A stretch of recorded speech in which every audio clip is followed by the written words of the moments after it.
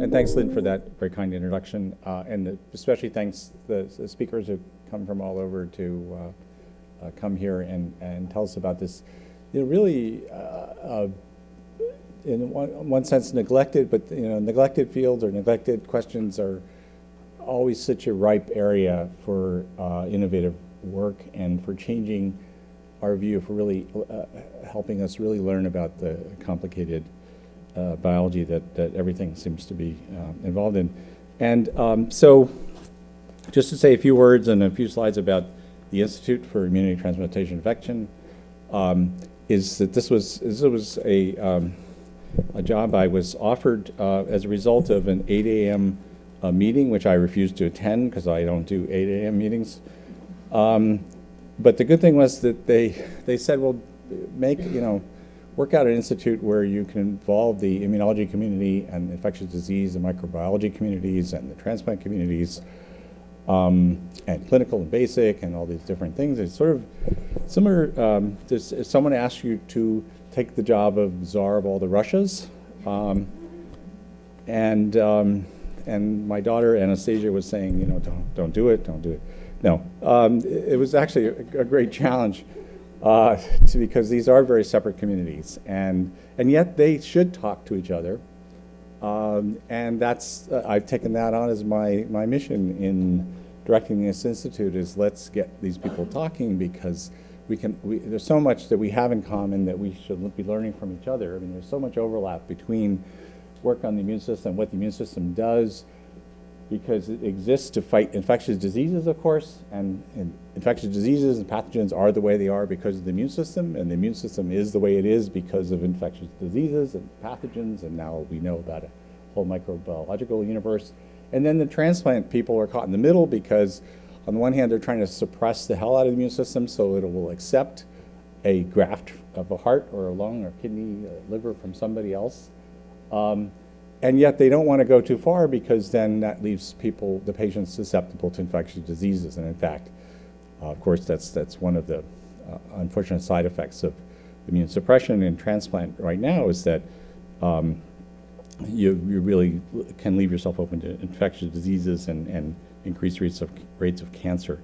But I would happy to report that Stefan Busk, particularly, and other members of the transplant community, with help from ITI, have been developing drug-free transplant protocols, or basically ways of tolerizing the recipient of an organ graft to that graft without these heavy-duty immune suppressive drugs that really affect a lot of things in a bad way. And then, of course, there are all sorts of other connections that we can draw other communities at Stanford and elsewhere that can inform different things, can help advance the technology and so forth. And I think we've been very fortunate in terms of timing. People were really looking for something new. And the other thing that's important, I think, was that, and it may be a uniquely immunocentric view of my own, but I thought that immunity really is something that can connect all these communities. And people won't talk to each other unless there's something that connects them. And I think what does connect them is the immune system, because the immune system connects with almost everything because it's central to health. If your immune system isn't doing well, you will not be doing well. That's pretty much a given.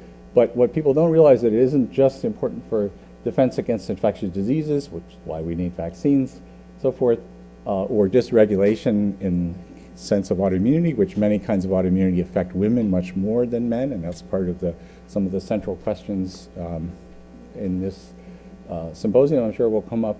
But there's also better and better evidence that the immune system can play a major role in cancer, that some new therapeutics in cancer now target the immune system in a way that makes it much more effective against cancer, and there have been some durable cures that are coming, and I think many more that will happen. Many cardiologists don't realize this, but a lot of cardiovascular diseases have an immune and inflammatory basis. And so it's also important, and we've been talking to Joe Wu in the Cardiovascular Institute about connections between the immune system and immune monitoring and various serious cardiovascular diseases. Any kind of wound healing, any kind of inflammation involves the immune system. So the immune system is kind of a large, complex and largely unexplored connector between all sorts of medical interests and diseases and activities. But the essential problem has been a technical one, is how can we understand a human immune system? We understand a fair amount about the mouse immune system, but the mouse is a model and humans are more complicated. And so one of the central ideas that has informed my own lab and my own research, and you'll hear especially from David Furman, who has really pioneered this in my lab, really made this a study of a systems approach to immunology reality, is there are a lot of components, but we can measure those components, and we can see how they interact in both health and in disease. And this is what's been called a systems approach. And basically coming from engineering, a systems approach is basically any system that has a bunch of interacting parts. And then by measuring how those parts move with respect to each other with given perturbation, like a disease or a drug, you get some understanding about how the system works. You know, some things move together, some things move oppositely, some things don't move with a given stimulus. This is all what you can find out with systems. And this is something you could do in a blood sample, and looking and working on the technology to get more and more data from a blood sample is part of a critical sort of technical aspect that you'll hear about here, and but has, I think, great potential for applying the lessons we've learned about basic immunology from the mouse system, and you'll hear there's plenty more to do there. How can we apply that knowledge and work with that knowledge and find out what's the Fourier transform of mouse immunology to human immunology? Now, that's an obscure reference that only X-ray crystallographers will get, but anyway, we're trying to work out what's the connection there, and it connects with everything. So that's the short form of the ITI story. And so, of course, sex differences are incredibly important, and I think it's great that we have this Wisdom Center, and it's really moving ahead to inform people and to hold these symposiums. So totally, it's a great timing in terms of certain things coming together in terms of the immunology of sex differences and this symposium and the great speakers that we kindly agreed to come here.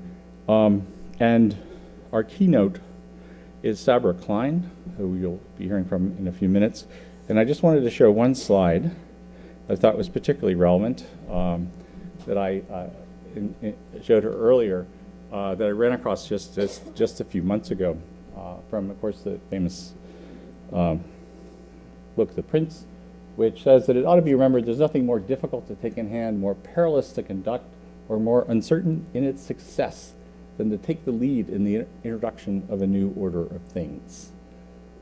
Because the innovator has for enemies all those who have done well under the old conditions, and lukewarm defenders and those who might do well under the new. So I think, and this I think really applies to all of our speakers today, but especially Sabra, because she has really been out in front on saying, you know, we really should be looking at these there are these differences, and they really should be looking at them, and they can totally change our interpretation. But of course, the tradition has been not to take them into account, not to really think about them, and you take a certain amount of heat, and she has taken a certain amount of heat for bringing the subject up at all, and so we have to give her credit for that.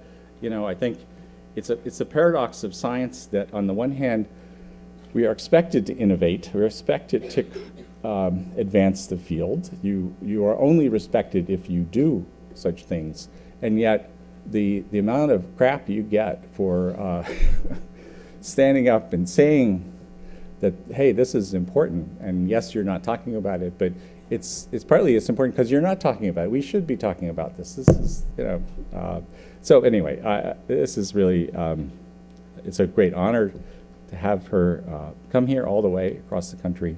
And I should say she has a, she got her undergraduate degree from the University of Georgia, and then went to Hopkins, liked it, and got her PhD there in behavioral neuroscience. which I think probably helps her equip for the controversies of the field she's in now, and to not take them too seriously. But then she got her exposure to virology, I believe, in the microbiology and immunology department at Hopkins, where she did a postdoc. And then she is now an associate professor in the School of Public Health, Bloomberg School of Public Health at Johns Hopkins, and as I say, doing really tremendous innovative work in defining sex and gender differences in response to vaccines and response to infectious disease. And it's a tremendous privilege to meet her for the first time and to have her come and entertain us. So welcome.